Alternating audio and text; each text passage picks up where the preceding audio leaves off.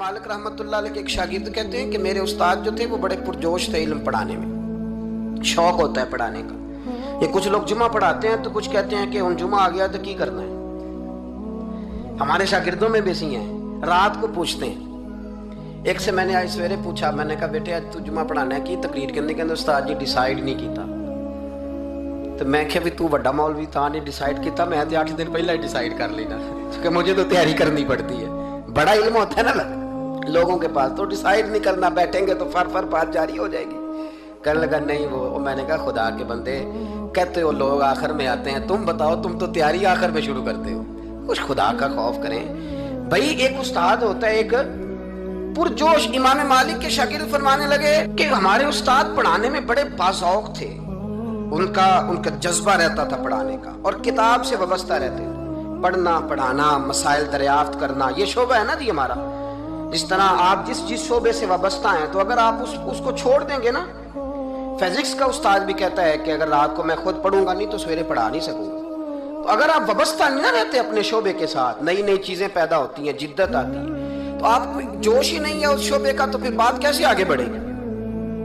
तो कहते हैं इमाम मालिक बड़े जब बीमार हो गए शदीद, तो शागिर्द कहते हैं मैं तीमारदारी करने गया, तो मैंने जब देखा तो मुझे चेहरा देख के समझ आई कि इमाम मालिक का आखिरी वक्त है, बड़े कमज़ोर हो गए और मैदे में और पेट में इतनी तकलीफ थी कि उन्हें दूध पिलाया जा रहा था चम्मच के साथ, प्याले के साथ, सिर्फ दूध पी सकते थे, कमज़ोर हो गए। फरमाते मैं जाके बैठा, जिंदगी में कभी ऐसा नहीं हुआ था कि मैं जाऊं और इमाम साहब किसी दीनी मसले पर मुझ पर गुफ्तगू न करें।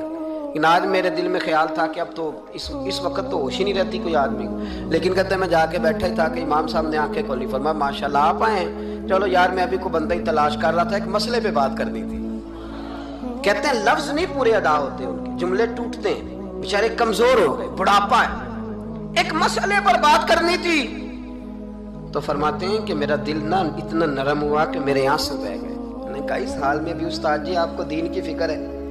कहने लगे यार एक आदमी ने मसला पूछा है तो उसको हल करके देना है, ये रसूलुल्लाह का दीन है, उलमा की जिम्मेदारी है आसान करके लोगों तक पहुंचाएं। हर आदमी इस तक तो मैंने वो देना है, ये मेरी वफा है अपने मजहब के साथ, आखिरी दम तक देना। मैं अपनी हयाती तो कुर्बान थी वहां, मेरी मोहम्मद बकींदे गुजर गई, ये करना है काम, लोगों को आसान करके दीन पहुंचाना। फरमाते हैं कि मैंने कहा उस्ताद जी फरमाए। कहने लगे यार ये हज के मौके पर जो रमी जिमार होती है, जमरे को शैतान को कंकर मारे जाते हैं, पूछना ये है कि दोनों तरह से सुन्नत है, पैदल भी मार सकते हैं सवारी पे भी, तो ये बता कि पैदल अफजल है या सवारी पे अफजल है। तो कहते हैं मैंने कहा उस्ताद जी मेरा ख्याल है पैदल अफजल है, लोगों को तकलीफ कम होगी। तो कहने लगे नहीं तूने गलत कहा, खाना नहीं खाया जा रहा, लेकिन अब उस्ताद हैं तो जोश कितना है। फरमाने लगे तूने गलत कहा। कहते हैं मैंने कहा फिर उस्ताद जी सवारी पे अफजल है अगर पैदल अफजल नहीं। कहने लगे नहीं तूने फिर भी गलत ही कहा है।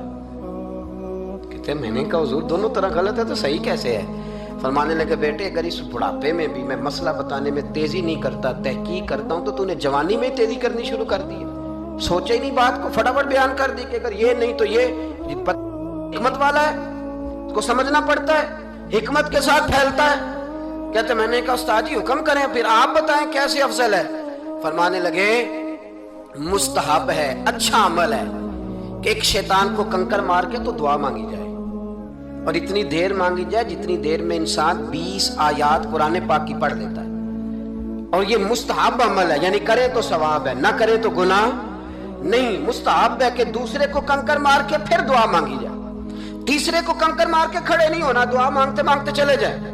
तो फरमाने लगे मसला सुन, जिसने चूंकि मुस्तहब है मांगे चाहे ना मांगे, तो जिसने तो कंकर मार के दुआ मांगनी है ना, उसके लिए अफजल ये है कि वो पैदल कंकर मारे, और जिसका इरादा दुआ मांगने का नहीं ना, उसके लिए अफजल ये है कि वो सवारी पे बैठ के कंकर मारे। तो दोनों जहतें बदल जाएंगी।